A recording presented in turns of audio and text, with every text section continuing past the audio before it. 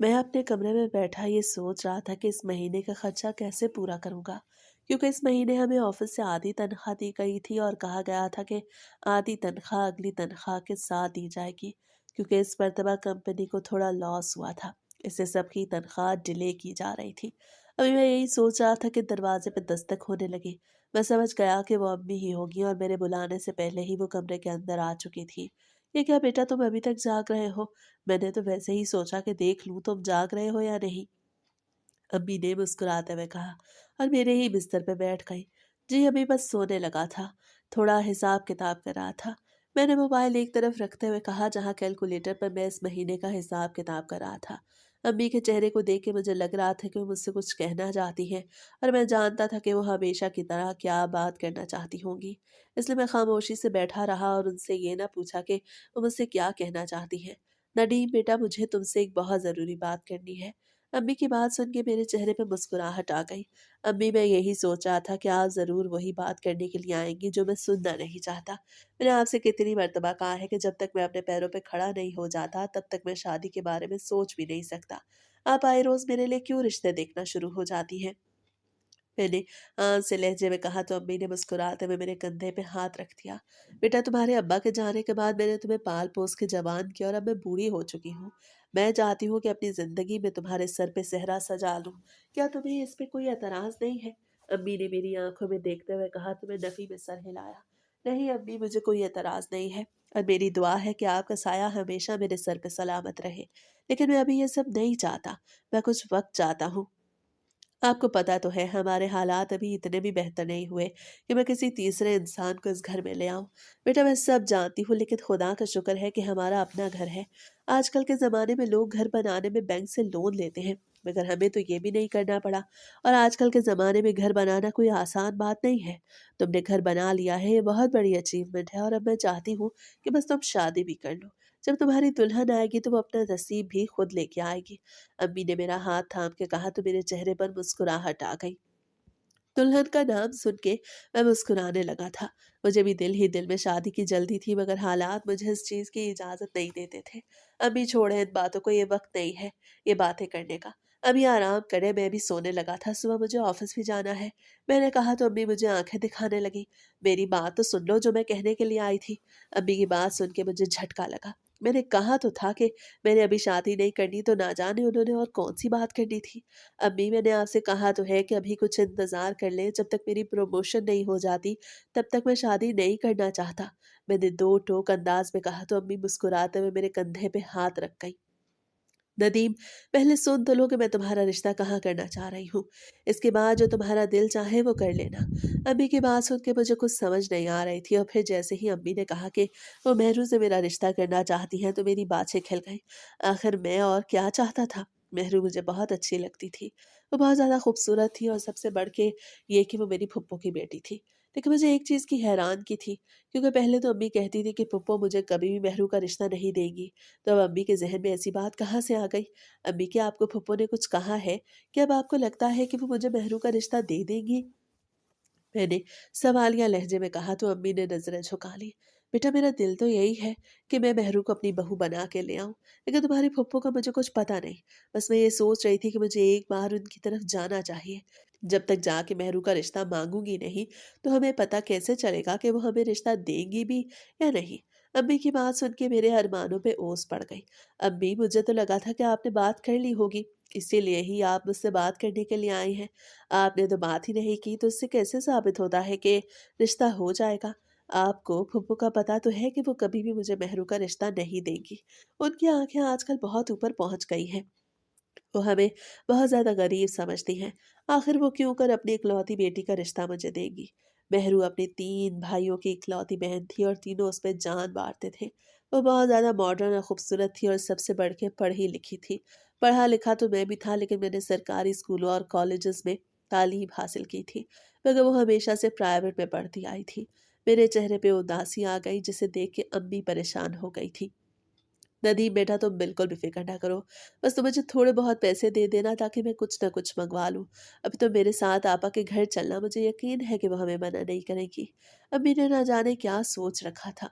अभी मुझे पैसे देने पे कोई एतराज़ नहीं और मुझे चलने में भी कोई मसला नहीं, लेकिन मुझे लगता है कि वो हमें बेइज्जत करेंगी और मुझे आपकी इज़्ज़त बड़ी प्यारी है। मैं नहीं चाहता कि इस बुढ़ापे में आप मेरी वजह से बेइज्जत हो। मैंने अम्मी से साफ कह दिया था कि मुझे उनकी बेइज्जती नहीं करवानी। मुझे अपनी बेइज्जती मंज़ूर थी, चाहे फूफा मुझे जितनी मर्तबा भी ज़लील करती। लेकिन मैं नहीं चाहता था कि अम्मी इस बुढ़ापे में मेरी वजह से ज़लील हो। बेटा तुम मेरी फ़िक्र न करो, तुम मेरी औलाद हो और माँओं को तो औलाद के लिए बहुत कुछ करना पड़ता है। मैं भी वही कर रही हूँ, अब तुम फ़िक्र न करो और सो जाओ।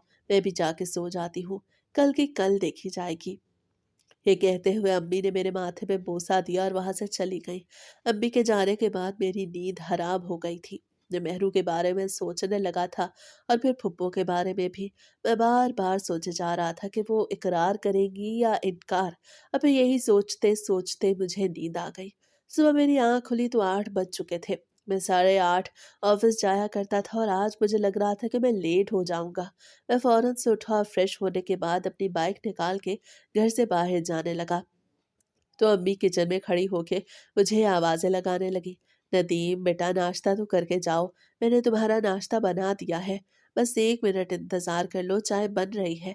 अम्मी की बात सुन के मुझे रुकना ही पड़ा। मैं जानता था कि अगर मैंने नाश्ता न किया तो वो नाराज़ हो जाएंगी। मैंने वहीं से आवाज़ दी कि आप जल्दी से सहन में ही मेरा नाश्ता ले आएं। बस मैं थोड़ा सा नाश्ता करूँगा, मुझे लेट हो रहा है। 2 मिनट के अंदर ही अम्मी नाश्ता ले आई। मैंने अम्मी का दिल रखने के लिए थोड़ा बहुत नाश्ता किया और बाइक निकाल के घर से बाहर निकल आया। मैं 15 मिनट के अंदर ही ऑफिस पहुंच चुका था। खुदा का शुक्र कि अभी तक मैनेजर नहीं आया था और मुझे किसी ने नहीं डांटा था। मैं सारा रास्ता यही दुआ करता आया था कि आज मैनेजर लेट हो जाए और मेरी दुआ कबूल हो गई थी। और आज का ये सारा दिन इसी तरह मसरूफियत में गुजर गया। हफ्ते बाद बसंत की छुट्टियां होने वाली थी। जैसे ही मैं घर वापस आया तो अम्मी ने सर पे पट्टी बांधी हुई थी।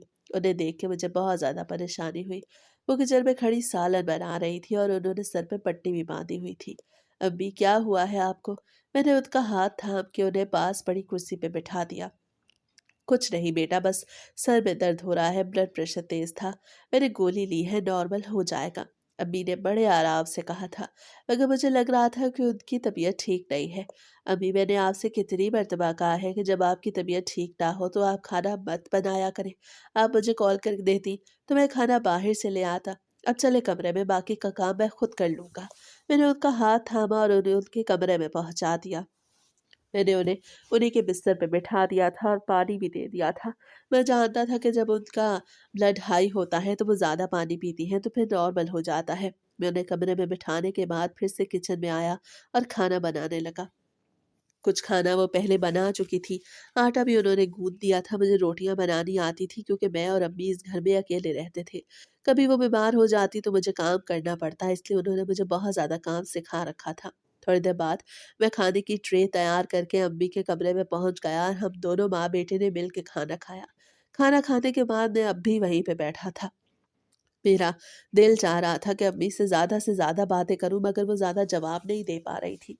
अभी भी उनकी हालत ज़्यादा ठीक नहीं लग रही थी, मगर थोड़ी देर बाद उन्होंने अपने सर पे बंधी हुई पट्टी खोल दी और कहने लगी, अब मेरे सर में कोई दर्द नहीं। उनकी बात सुनिए मेरे चेहरे पे मुस्कुराहट आ गई। उन्हें आराम दे देख के मैं उनके कमरे से बाहर निकलने लगी तो उन्होंने मुझे रोक लिया और कहने लगी कि फिर तुमने क्या सोचा है? फिर चले इतवार के दिन तुम्हारे फूफो के घर। आज हफ्ते का दिन गुजर गया था और वो कल जाने का कह रही थी। मैं दोबारा से उनके बिस्तर पे बैठ गया। अम्मी मैंने आपसे कहा भी था कि मुझे कोई एतराज़ नहीं, मगर मैं चाहता हूँ कि हम एक मर्तबा फिर से सोच लें, या फिर मैं आपको सुबह बताऊंगा। मेरे पास मेहरू का नंबर है।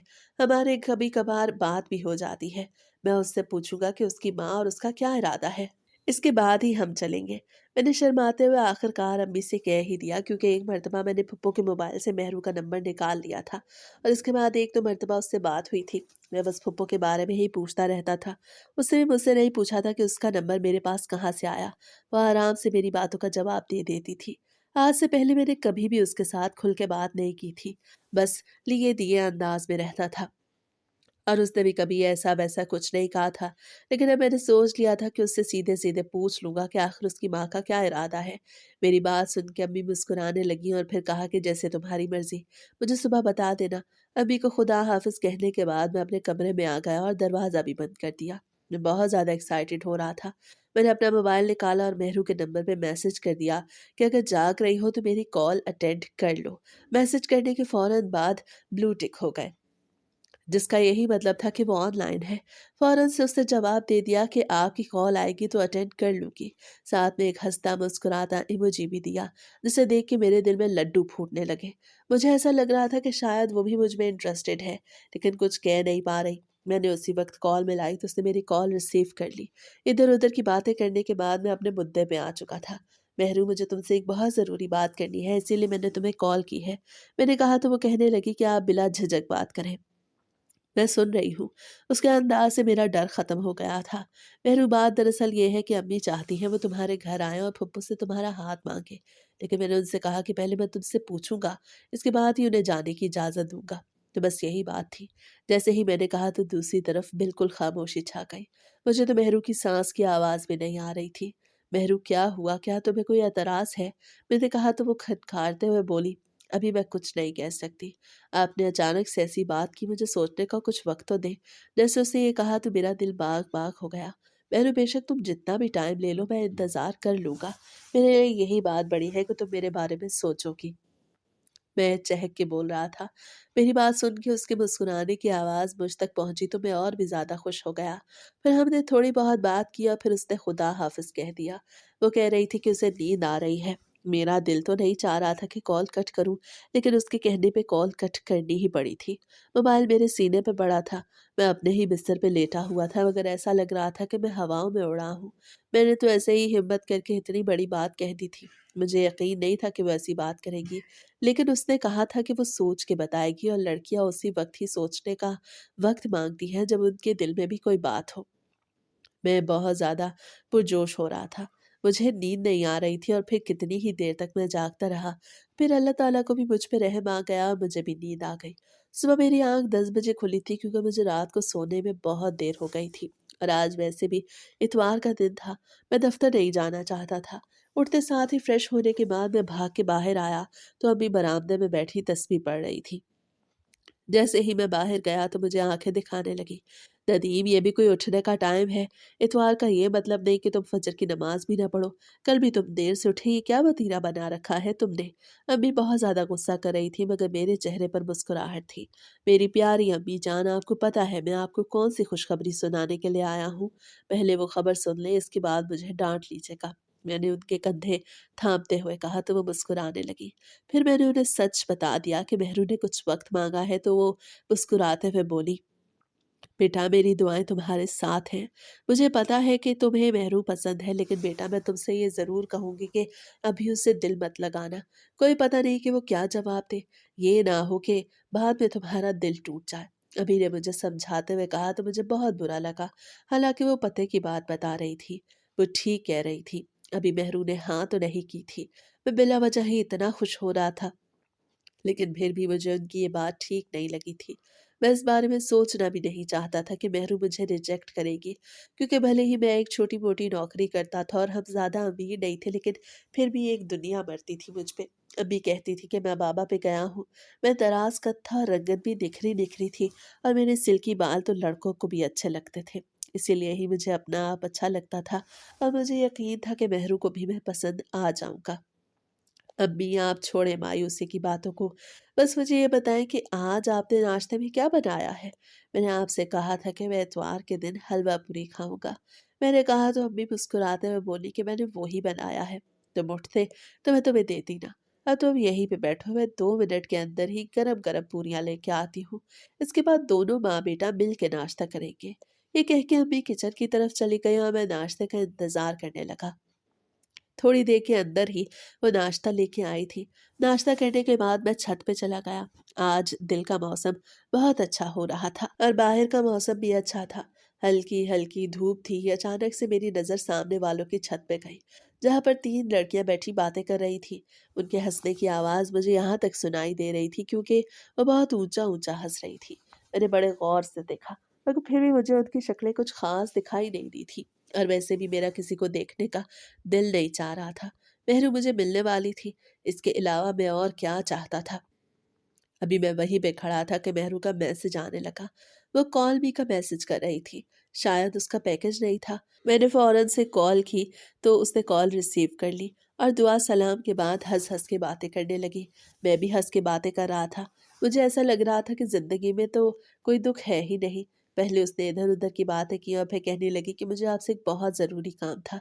पहले मैंने अपनी एक दोस्त से मदद तलब की लेकिन उसने भी मेरी मदद नहीं की, तो मैंने सोचा किसी गैर से मदद माँगने से अच्छा है कि मैं आपसे माँग लूँ। उसने मुझे अपना कहा और ये मेरे लिए बहुत बड़ी बात थी। "मेहरू, मैं तुम्हारी कैसे मदद कर सकता हूँ? तुम्हारे लिए तो मेरी जान भी हाज़िर है।" मैंने दिल खोल के उससे कहा तो वो कहने लगी कि मुझे 5,000 की ज़रूरत थी। असल में मैं हफ़्ते वाले दिन अपने कॉलेज की फ़ीस साथ लेके गई थी। मैंने सेमेस्टर की फ़ीस जमा करवानी थी लेकिन फिर मैं बैग क्लास में छोड़ के चली गई और किसी ने मेरे बैग से 5,000 रुपए उठा लिए। अब मुझे डर लग रहा है कि अम्मी से दोबारा कैसे पैसे माँगूँ? वो हर वक़्त कहती हैं कि मैं लापरवाह हूँ, किसी चीज़ का ख़्याल नहीं रखती, तो मैं उनसे पैसे नहीं माँग रही और मैंने सोमवार को फ़ीस भी जमा करवानी है। मेहरू की बात सुन के मुझे अंदाज़ा हो गया कि वो मुश्किल में है। वैसे उसने बच्चों वाली हरकत की थी। आजकल के ज़माने में कौन क्लास में बैग छोड़ के जाता है? लेकिन फिर भी मैंने उसे ऐसा-वैसा कुछ नहीं कहा और उसी वक़्त कॉल कट कर दी। मेरे ईज़ी पैसा में कुछ पैसे थे। मैंने उसे फ़ौरन से 5,000 ट्रांसफ़र किए और दोबारा से कॉल की तो उसने मेरा शुक्रिया अदा किया। उसने भी ईज़ी पैसा में रकम देख ली थी। कहने लगी कि पहले जब तुमने कॉल कट की तो मेरा दिल ही टूट गया कि तुम पैसों के नाम पे मोबाइल बंद कर गए। लेकिन जब मैंने ईज़ी पैसा की तरफ से मैसेज देखा तो मेरा दिल बहुत ज़्यादा खुश हो गया। अब मुझे तुम्हारे बारे में और भी गहराई से सोचना पड़ेगा। मुझे लग रहा है कि तुम वही इंसान हो जिसके साथ मैं अपनी ज़िंदगी गुज़ार सकती हूँ। वो ये कह के कॉल बंद कर गई।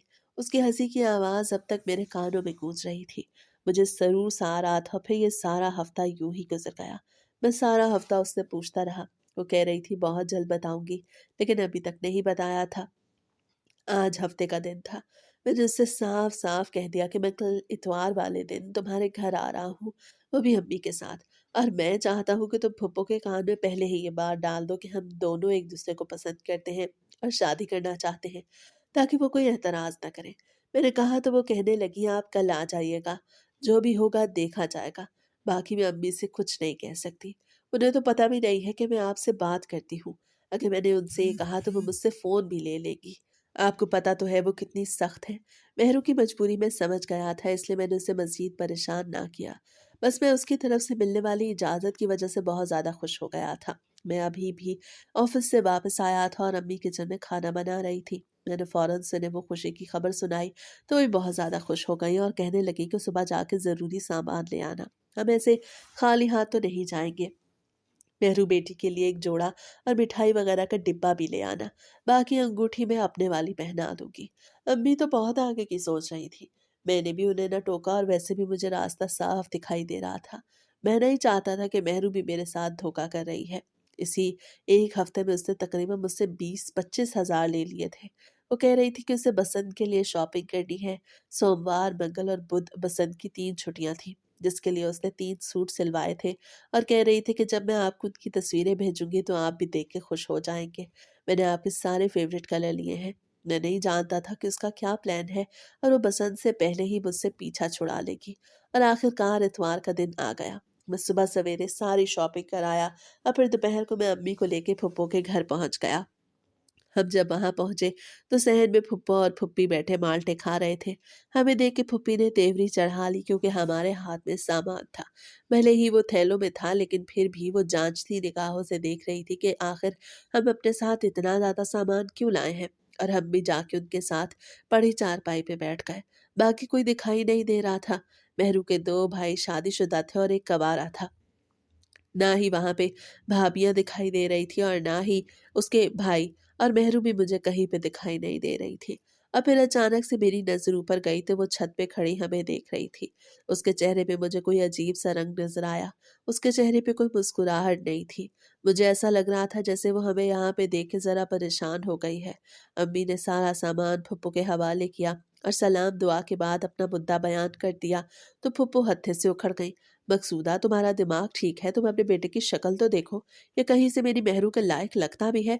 और वैसे भी मैं अपनी इकलौती बेटी को किसी शहजादे के हवाले करूंगी ना कि तुम्हारे कंगले बेटे के, जिसकी तनख्वाह भी इतनी सी है कि तुम्हारा घर भी मुश्किल से चलता है। फुप्पो की बात सुन के मेरे कानों से धुआं निकलने लगा। मैं इतना भी भोला नहीं था कि खामोश होके बैठा रहता। फुप्पो, मेरा हक तो नहीं बनता था कि मैं बोलूं, लेकिन मुझे लगता है कि मुझे बोलना पड़ेगा। बात दरअसल ये है कि मैं और मेहरू एक दूसरे को पसंद करते हैं। आप बेशक मेहरू को बुला के पूछ लें। अगर वह इनकार करेगी तो मैं अभी यहाँ से अम्मी को लेके चला जाऊंगा। मैंने कहा तो फुप्पो खून खार नजरों से मेरी तरफ देखने लगी। फुप्पा भी अजीब नजरों से मुझे देख रहे थे। उसी वक्त उन्होंने मेहरू को आवाज़ें लगाना शुरू कर दी। वो छत से सारा मंजर देख रही थी। वो फौरन से नीचे आ गई और अपने माँ बाप के साथ चारपाई पे बैठ गई। मेहरू बेटा, नदीम बकवास कर रहा है कि तुम भी इसे पसंद करती हो और तुम दोनों शादी करना चाहते हो। तुम्हें मालूम था कि आज वो रिश्ता लेके आने वाला है। कह दो कि ये झूठ बोल रहा है। जैसे ही फुप्पो ने कहा तो मेहरू ने एक नज़र मेरी तरफ देखा और फिर नज़रें झुका ली। अम्मी, मुझे इस बारे में कुछ भी मालूम नहीं। आपको पता तो है मैं ऐसी लड़की नहीं हूँ। और फिर आप क्यों मुझसे ऐसी बातें कर रही हैं? जैसे ही मेहरू ने ये कहा तो मेरी आंखों में हल्की सी नमी आ गई, जिससे मैंने उन सब से छुपा लिया। मेरा दिल जोर से धड़कने लगा। ऐसा लग रहा था कि अभी सीने से बाहर निकल आएगा। मुझे उस बेवफा लड़की से ये उम्मीद नहीं थी। मेरा दिल चाह रहा था कि सबके सामने उसका भांडा फोड़ दूं कि कैसे उसने मुझसे इतने सारे पैसे बटोरे। वैसे वह शरीफ था, लेकिन मैंने अपना हक कभी नहीं छोड़ा था और इस मामले में तो मेरे साथ बिल्कुल भी ठीक नहीं हुआ था। मेहरू, मुझे तुमसे इस तरह की उम्मीद बिल्कुल भी नहीं थी और मुझे लग रहा है कि तुमने अपने घर वालों को कुछ नहीं बताया तो मैं तुम्हारे लिए आसानी कर देता हूँ। ये कह के मैंने सारी कहानी फुप्पो और फुप्पा के गोश गुजार कर दी कि किस तरह से मैंने मेहरू को कॉल करके उससे पूछा था और उसने कहा था कि वो मुझे बाद में बताएगी और अब उसने खुद ही आने की इजाज़त दी है। इस हफ्ते उसने मुझसे कितने ज़्यादा पैसे भी लिए हैं। मेरी बात सुन के फुप्पा और फुप्पी का चेहरा देखने वाला था, मगर उन्होंने अपनी बेटी को नहीं डांटा था। मेहरू नजरें झुकाए बस बैठी रही और फुप्पा ने मेरा गिरबान पकड़ लिया। बड़े आए तुम मेरी बेटी पे इल्जाम लगाने वाले। मुझे पता है तुम जैसे लड़कों का जब रिश्ता नहीं होता तो बच्चियों पे इल्जाम लगा के चले जाते हो, मगर ये कोई लावारिस नहीं है, ये मेरी इकलौती बेटी है। मैं तुम्हारी जुबान गुद्दी से खींच लूंगा अगर तुमने दोबारा ये बात की। और अब दफा हो जाओ हमारे घर से। आज से तुम्हारा और हमारा रिश्ता यहीं पे खत्म। ये कह के फुप्पा ने मेरा गिरबान झटक दिया। मैं अम्मी के हाथ पकड़ा और उसी वक्त वहां से निकलने लगा तो पीछे से मेहरू ने आवाज दे के हमें रोक लिया। मैंने सोचा कि शायद उसे अपनी गलती का एहसास हो गया होगा या मुझसे माफी मांगना चाहती होगी, मगर ऐसा कुछ नहीं था। मैंने पीछे मुड़ के देखा तो उसके हाथ में वही थैले थे जिसमें हम सामान और मिठाई लाए थे। उसने वो थैले मेरे कदमों में फेंके और फिर कमरे की तरफ चली गई। पीछे फुप्पा और फुप्पी बैठे मुस्कुरा रहे थे। अम्मी की आंखों में आंसू थे, मगर उन्होंने एक लफ्ज भी नहीं कहा था। मुझसे उनकी इतनी तजलील बर्दाश्त नहीं हो रही थी। दिल खून के आंसू रो रहा था। दिल चाह रहा था कि मेहरू और उसके घर वालों को तहस नहस कर दूं, मगर मैं कुछ भी नहीं कर पाया। मैंने अपना वो सामान उठाया जिसे मैंने बड़े शौक से खरीदा था और फिर हम दोनों बाहर आए और 10-15 मिनट के अंदर ही मोटरसाइकिल पे घर पहुंच गए। सामान बरामदे में रख के मैं अपने कमरे में चला गया। मेरी आंखों से आंसू निकलते जा रहे थे, हालांकि मैं रोना नहीं चाहता था, मैं मजबूत बनना चाहता था। मैं अपनी अम्मी का सहारा बनना चाहता था। मैं उन्हें ये एहसास नहीं दिलवाना चाहता था कि मैं टूट चुका हूँ, मगर फिर भी आंसू रुक नहीं रहे थे। थोड़ी देर बाद मैंने आंसू पे बंद बांधा और कमरे से बाहर निकल आया। मैं अम्मी के कमरे में पहुंचा तो वो भी जाए नमाज में बैठी आंसू बहा रही थी। उनके हाथ अल्लाह ताला की बारगाह में उठे हुए थे और वो मेरे लिए दुआएं मांग रही थी।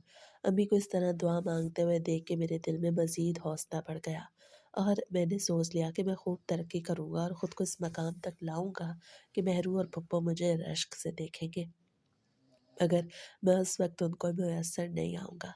कल से बसंत की छुट्टियाँ शुरू हो रही थी। सारे शहर में मेला लगना था, लेकिन मेरा दिल उदास हो गया था। लेकिन सारी रात मैंने खुद को समझा-बुझा के गुज़ार ली और अगली सुबह जब मेरी आँख खुली तो मेरा ज़हन मुकम्मल तौर पर फ्रेश था। मैंने फ़जर की नमाज़ अदा की और फिर फ्रेश होके कमरे से बाहर निकल आया। थोड़ी देर बाद अम्मी ने नाश्ता बनाया और फिर नाश्ता करने के बाद मैं गली में निकल आया। हर तरफ शोर-ओ-गुल था, हर कोई खुशियाँ मना रहा था। हर किसी के बदन पर त्योहार जैसे कपड़े थे, जैसे कोई ईद का समा हो। मैंने भी अपना वाइट कुर्ता पजामा पहना था। मैंने हर चीज़ को भुला दिया। मैं एक ऐसा इंसान था जो बहुत जल्दी मूव ऑन कर जाता था। इस बार मूव ऑन करना थोड़ा मुश्किल था, लेकिन फिर भी मैं कमज़ोर नहीं पड़ना चाहता था। वो रात जो गम की थी वो गुजर चुकी थी और अब मैं बिल्कुल भी गम नहीं मना सकता था। چلتے چلتے آخر کار میں محلے کی دکان پہ پہنچا اور وہاں سے پتنگ اور ڈور لے کے واپس آ گیا۔ میں چھت پہ پہنچ کے پتنگ اڑانے لگا۔ آسمان میں بہت زیادہ پتنگ تھے، ہر کوئی اپنی چھتوں پہ چڑھا ہوا تھا، جہاں پر لڑکے اور لڑکیاں اور ساتھ میں بزرگ بھی شامل تھے، مگر اپنی سیڑھیاں چڑھ کے اوپر نہیں آ سکتی تھی، اس لیے وہ نیچے بیٹھ کے سب کچھ دیکھ رہی تھی۔ اچانک سے میری نظر سامنے والوں کی چھت پہ گئی، وہاں آج بھی 3 لڑکیاں موجود تھیں۔ میں نہیں جانتا تھا کہ وہ آپس میں بہنیں ہیں، کزن ہیں یا پھر محلے دار ہیں۔ وہ مل کے پتنگ اڑانے کی کوشش کر رہی تھی۔ وہ بار بار اپنی پتنگ کو ہوا میں پھینکتی مگر وہ اڑنے کا نام ہی نہیں لے رہی تھی۔ انہیں اس طرح کرتے ہوئے دیکھ کے میری ہنسی نکل گئی۔ پھر دوبارہ جب میں نے دیکھا تو وہ بھی میری طرف دیکھ رہی تھی۔ ایک لڑکی سے میری آنکھیں بھی چار ہوئی تھی، جس نے پیلے رنگ کا شلوار قمیض پہنا ہوا تھا، مگر مجھے اس کی شکل کچھ خاص دکھائی نہیں دے رہی تھی۔ فاصلہ اتنا نہیں تھا مگر میری آنکھوں میں دھوپ کی چمک پڑ رہی تھی، اس لیے میں کچھ خاص دیکھ نہیں پا رہا تھا۔ ابھی وہ تینوں نیچے چلی گئی تو میں اپنا کام کرنے لگ گیا۔ میں اپنی پتنگ اڑانے لگا تھا۔ 10 منٹ کے بعد ہی وہ دوبارہ سے چھت پہ آ چکی تھی اور پھر جیسے ہی میں نے دیکھا کہ وہ غباروں میں ہوا بھر کے اسے اپنی پتنگ کے ساتھ باندھ رہی ہے تو مجھے حیرانی ہوئی، نہ جانے ان کے پاس یہ آئیڈیا کہاں سے آ گیا۔ پھر انہوں نے اپنی پتنگ کو ہوا میں چھوڑ دیا تو ان کا پتنگ اوپر تک اڑتا گیا اور دیکھتے ہی دیکھتے میری پتنگ سے بھی تھوڑا سا اوپر پہنچ گیا، تو مجھے خوب جیلسی ہوئی۔ وہ لڑکا ہو کے ان سے پیچھے رہ گیا، یہ مجھے منظور نہیں تھا۔ میں نے اسی وقت ہی اپنی پتنگ کی ڈور بھی بڑھا دی تو میرا پتنگ بھی ان کے مقابلے میں پہنچ گیا۔ اچانک سے مجھے ایک شرارت سوچی۔ میں نے سوچا کہ کیوں نہ ان کا پتنگ کاٹ دینا چاہیے۔ میں نے اسی وقت ہی پیچا لڑایا اور ان کی ڈور کٹ گئی۔ ان کا پتنگ نیچے گرتا جا رہا تھا۔ میں نے اسی وقت ان تینوں کی طرف دیکھا تو وہ غصے سے میری طرف دیکھ رہی تھی۔ ایک نے تو زور سے زمین میں اپنا پاؤں بھی مارا۔ مجھے بڑا لطف آ رہا تھا، میں نے ساری تلخیاں بھلا دی تھی۔ میں نے خود کو سمجھا لیا تھا کہ بہرو میرے قابل ہی نہیں تھی، وہ ایک گولڈ ڈگر تھی، حالانکہ میرے پاس گولڈ بھی نہیں تھا۔ میں نے اسے اپنی محنت کی کمائی کے پیسے کھلائے تھے جو اس نے واپس بھی نہیں کیے، لیکن پھر بھی میں اب کھلے دل کے ساتھ ہنستے جا رہا تھا۔ امی نے شروع میں مجھے یہی سمجھایا کہ بیٹا، جو چیز آپ کی نہیں آپ کو اس کے بارے میں سوچنا بھی نہیں چاہیے، اور اب میں بالکل بھی اس کے بارے میں نہیں سوچ رہا تھا۔ میں ان لڑکیوں کی طرف دیکھ رہا تھا جن کے چہرے غصے سے آگ بگولا ہو رہے تھے۔ ایک لڑکی کا قد تھوڑا سا اونچا تھا، اسی نے ہی پیلے رنگ کا جوڑا پہنا ہوا تھا اور پتنگ بھی وہی اڑا رہی تھی، اور اب اس کا پتنگ کٹ چکا تھا۔ مجھے نہیں معلوم تھا کہ وہ لڑکیاں ہو کے مجھ سے بدلہ لیں گی۔ کچھ دیر وہ زمین میں بیٹھی رہی، میں نہیں جانتا تھا کہ وہ کیا کر رہی ہے۔ اور پھر جب وہ اٹھی تو ان کے ہاتھ میں ایک دوسری پتنگ تھی، اور اس بار انہوں نے پتنگ کے ساتھ غبارے بھی نہیں باندھے تھے۔ دیکھتے ہی دیکھتے ایک مرتبہ پھر سے ان کی پتنگ ہوا میں لہرانے لگی۔ مجھے تو یقین نہیں آ رہا تھا کہ وہ اتنی جلدی پتنگ اوپر تک لے آئیں گی، اور وہ بھی بنا غباروں کے۔ مجھے یہ یقین بالکل بھی نہیں تھا کہ اس بار پتنگ کٹنے کی باری میری ہے، اور پھر انہوں نے مجھ سے پیچا لڑانا شروع کر دیا۔ میں اپنے پتنگ کو بچانے کی بھرپور کوشش کر رہا تھا، مگر میں بار بار ناکام ہو رہا تھا، اور آخر کار انہوں نے میری پتنگ کاٹ دی۔ تو مجھے اتنا غصہ آیا کہ میں نے غصے بھری نگاہوں سے ان تینوں کی طرف دیکھا۔ ان تینوں کے چہرے پر مسکراہٹ تھی، وہ کھلکھلا کے ہنستی جا رہی تھی۔ میرے ہاتھ میں اب صرف اور صرف ڈور والا گولا رہ گیا تھا۔ مجھے بہت زیادہ غصہ آیا اور میں نے غصے میں وہ ڈور والا گولا ان کی چھت پہ پھینک دیا، تو ان کی اور بھی زیادہ ہنسی نکل گئی۔ وہ پہلے چھت کے درمیان میں کھڑے تھے، مگر ڈور پھینکنے کے بعد وہ کنارے پہ آ گئے۔ انہوں نے چھوٹی دیوار کو پکڑ رکھا تھا جس سے ان کی چھت بالکل کور تھی، وہاں پہ آ کے ہنستی جا رہی تھی۔ پیلے جوڑے والی لڑکی کی مسکراہٹ بہت حسین تھی، وہ مجھے دکھائی دے رہی تھی۔ اس کی رنگت بھی دودھ جیسی سفید تھی۔ باقی 2 لڑکیاں قد میں اس سے ذرا چھوٹی تھی، اور وہ تھی بھی زیادہ شرارتی۔ وہ تو مجھے باقاعدہ طور پہ چڑھانے لگی تھی۔ مجھے بڑا غصہ آیا۔ میرا بوٹ پھر سے خراب ہو گیا، اور اسی وقت میں نیچے پہنچ گیا۔ نیچے پہنچا تو امی میری منتظر تھی۔ میرا خراب بوٹ دیکھ کے وہ بھی سمجھ گئی کہ میں ہار کے آ رہا ہوں۔ وہ ہنستی جا رہی تھی، اور آخر کار مجھے بھی ہنسنا ہی پڑا، کیونکہ یہ اتنی بڑی بات نہیں تھی، اور آخر کار یہ دن بھی گزر گیا اور اگلا دن بھی آ گیا۔ اگلے دن بھی میں نے پتنگ اڑائی، 2 مرتبہ میں نے ان کی پتنگ کاٹی، اور 1 مرتبہ انہوں نے میری پتنگ کاٹی۔ بسنت کا دوسرا دن بھی گزر گیا، اور آج تیسرا دن تھا۔ ہم خاموشی سے ایک دوسرے کے ساتھ پیچا لڑایا کرتے تھے، نہ ہی کوئی کمٹمنٹ ہوتی اور نہ ہی کوئی بات ہوتی، بس ایسے ہی ہم پیچا لڑانا شروع کر دیتے۔ اور آج فائنل دن تھا۔ میں نے سوچ لیا تھا کہ جانے ساتھ ہی ان کی پتنگ کاٹ دوں گا، اور اس کے بعد اپنی پتنگ دوبارہ سے ہوا میں اڑاؤں گا ہی نہیں۔ تاکہ آخر میں وہ مجھے نہ ہرا دیں۔ اور پھر میں نے ایسا ہی کیا۔ میں نے فوراً سے ان کی پتنگ کاٹی اور پھر اپنی پتنگ آسمان سے زمین پہ اتار لی۔ وہ سب مجھے اشارے کر رہی تھی، وہ یہی کہنا چاہتی تھی کہ میں اپنی پتنگ دوبارہ سے ہوا میں لہراؤں تاکہ وہ میری پتنگ کاٹ سکیں، مگر میں اتنا بھی پاگل نہیں تھا۔ میں ایک مرد تھا اور میرے اندر اتنی انا تو تھی۔ میں چاہتا تھا کہ آخر میں انہیں ہراؤں، نہ کہ میں ان سے ہاروں۔ میں چارپائی پہ بیٹھ کے مالٹے کھانے لگا تھا جو میں پہلے ہی اپنے ساتھ لے آیا تھا۔ وہ اس چھوٹی دیوار کے قریب آ کے کچھ کہہ رہی تھی۔ لمبے قد والی لڑکی خاموش تھی، وہ کچھ بھی نہیں کہہ رہی تھی۔ باقی دو لڑکیاں کچھ کہہ رہی تھی۔ مجھے کچھ خاص آواز تو نہیں آ رہی تھی، مگر مجھے لگ رہا تھا کہ وہ یہی کہہ رہی ہے کہ میں ہوا میں پتنگ اڑاؤں تاکہ وہ میری پتنگ کاٹ سکے۔ میں نے اسی وقت ہی ہاتھ سے اشارہ کیا کہ اب میں نے پتنگ نہیں اڑانی، بس بات یہیں پہ ختم۔ یہ کہتے ہوئے میں ہنسنے لگا۔ مجھے ایسا لگ رہا تھا کہ میں ان کے ساتھ اٹیچ ہو گیا ہوں۔ اور پھر یہ دن بھی گزر گیا۔ میں کچھ دیر چھت پہ گزارنے کے بعد نیچے آ گیا اور پھر اگلے دن سے آفس جانے لگا۔ میری زندگی معمول پہ آ گئی تھی۔ اب میری زندگی میں مہرو کا کوئی نام و نشان نہیں تھا۔ میں نے اپنے موبائل سے اس کا نمبر بھی ڈیلیٹ کر دیا اور پورے 1 مہینے بعد جب میں آفس سے گھر آیا تو رضیہ خالہ ہمارے گھر پہ آئی ہوئی تھی، جو محلے میں رشتے کروانے والی کے نام سے مشہور تھی۔ نہ جانے امی نے انہیں کیوں بلایا۔ مجھے دیکھ کے کہنے لگی، باجی تمہارا بیٹا تو شہزادہ ہے، اس کے لیے تو مجھے حمزائے کی فوزیہ بہت پسند ہے۔ تمہارے بیٹے کا قد بھی لمبا ہے اور وہ بھی دراز قد ہے، ان دونوں کی جوڑی خوب جچے گی۔ پہلے تو میں نے توجہ نہ دی، مگر جیسے ہی میں نے سوچا کہ اس لڑکی کا قد بھی لمبا تھا اور وہ بھی ہمارے ہمسائے میں رہتی ہے تو میرے کان کھڑے ہو گئے اور میں بھی وہیں بیٹھ گیا اور باتوں باتوں میں رضیہ خالہ سے بات بھی اگلوا لی۔ اور یہ بات ثابت ہو گئی کہ وہ اسی لمبے قد والی لڑکی کی بات کر رہی ہے جس کے ساتھ میں نے پیچا لڑایا تھا۔ میرا دل باغ باغ ہو گیا۔ وہ مجھے اندر سے اچھی لگنے لگی تھی۔ پہلے بھی میں کبھی کبھار اسے چھت پہ دیکھا کرتا تھا۔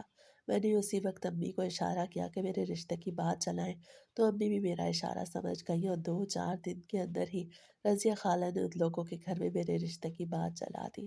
آج وہ دن تھا جب میں امی کے ساتھ پراپر منگنی کرنے کے لیے جا رہا تھا، کیونکہ فیض صاحب مجھے پہلے سے جانتے تھے۔ گلی میں ان سے دعا سلام ہو جاتی تھی اور جب رضیہ خالہ نے ان سے کہا کہ میرا رشتہ آیا ہے تو انہوں نے انکار نہ کیا اور کہا کہ بچہ شریف ہے، بس سیدھا منگنی کرنے کے لیے آ جائیں۔ اور آخر کار ہم ان کے گھر پہ پہنچ گئے۔ امی نے جوڑا پہلے بھجوا دیا تھا۔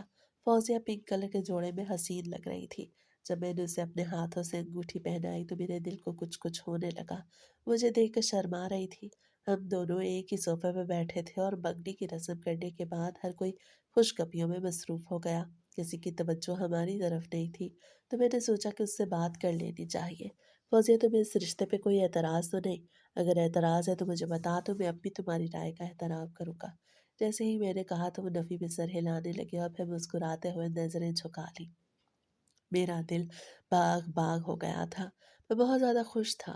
اس نے مجھے کھلے دل کے ساتھ قبول کیا تھا اور آج مجھے پتہ چلا کہ اس کا نام فوزیہ ہے اور باقی جو دو لڑکیاں جو اس کے ساتھ ہوتی تھیں وہ اس کی چھوٹی بہنیں تھیں۔ اور پھر اسی کی ایک چھوٹی بہن کے ذریعے سے میں نے فوزیہ کا نمبر لے لیا اور منگنی بھی ہو گئی اور آخر کار ہم گھر بھی آ گئے۔ رات کو ہماری کال پہ بات ہوئی۔ وہ کہہ رہی تھی کہ اس دن آپ نے اچھا نہیں کیا، میں نے آپ کی پتنگ کاٹنی تھی مگر آپ پتنگ کٹنے کے ڈر سے پتنگ ہی نہیں اڑا رہے تھے، یہ کوئی اچھی بات نہیں۔ وہ اتنے دن پہلے کی بات کر رہی تھی۔ مجھے اس کی بات سن کے ہنسی آ گئی۔ یار اگر ایسی بات ہے تو شادی کے بعد ہم ایک ساتھ پتنگ اڑائیں گے، پھر میں تمہارے سارے گلے شکوے دور کر دوں گا۔ میں نے کہا تو وہ ہنسنے لگی۔ اس کی ہنسی کی آواز مجھے اچھی لگی۔ منگنی کے ساتھ شادی کی تاریخ بھی رکھی گئی تھی جو 2 مہینے بعد کی تھی، کیونکہ اس کے ماں باپ کو تیاری کے لیے کچھ وقت بھی تو چاہیے تھا۔ اور پھر 1 مہینے کے اندر اندر ہی میری پروموشن ہو گئی۔ میں مینیجر کی پوسٹ پہ لگ گیا اور میری تنخواہ ڈبل سے بھی زیادہ ہو گئی تھی۔ یہ سب فوزیہ کے نصیب سے ہوا۔ اور پھر تو اگلے دن پھپھو ہمارے گھر آ گئی اور امی سے کہنے لگی کہ تم نے بڑی جلدی کی ندیم کا رشتہ کرنے میں، ایسی بھی کیا بات ہو گئی تھی؟ اپنوں میں تھوڑی بہت نوک جھوک تو چلتی رہتی ہے، ابھی بھی وقت ہے، اگر تم کہو تو میں مہرو کا رشتہ ندیم کے لیے دینے کے لیے تیار ہوں۔ میں برآمدے میں کھڑا ان دونوں کی باتیں سن رہا تھا۔ امی انکار کر چکی تھی، میں کبھی بھی بار بار پھپھو اصرار کر رہی تھی تو مجھے اندر جانا پڑا۔ اور آج وہ وقت تھا جب میں نے پھپھو کے منہ پہ ہی کہہ دیا کہ آج میں آپ سے رشتہ داری ختم کرتا ہوں۔ اس دن آپ نے ختم کی تھی مگر آج میں اپنے منہ سے کہتا ہوں کہ اب آپ کا اور ہمارا کوئی رشتہ نہیں۔ मेरी बात सुन के पप्पू ने मुझे बातें सुनाई कि मैं बदतमीज़ हो गया हूँ, लेकिन मुझे कोई फ़र्क नहीं पड़ता था। और फिर वो नाराज़ होके हमारे घर से चली गई और आखिरकार फौजिया दुल्हन बन के हमारे घर आ गई। उसके आने के बाद तो मेरा घर जन्नत का नमूना बन गया। वो अम्मी का बहुत ज़्यादा ख़्याल रखती और थी भी बहुत हसीन। निकाह भी अपना असर दिखाने लगा था। वो वैसे भी खूबसूरत थी और निकाह के बाद वो मुझे ज़्यादा अच्छी लगने लगी। मुझे ऐसा लगता कि मुझे उससे मोहब्बत हो गई है, क्योंकि सच्ची मोहब्बत तो वही होती है जिसमें सामने वाला आपकी कदर और इज्जत करे। मेहरू ने मेरी कदर न की बल्कि मुझे धोखा दिया। और मुझे अब महसूस होता था कि सच्ची मोहब्बत तो वो है जो मुझे फौजिया से हुई। और बेशक अल्लाह ताला हमारे हक में जो भी करते हैं बेहतर करते हैं।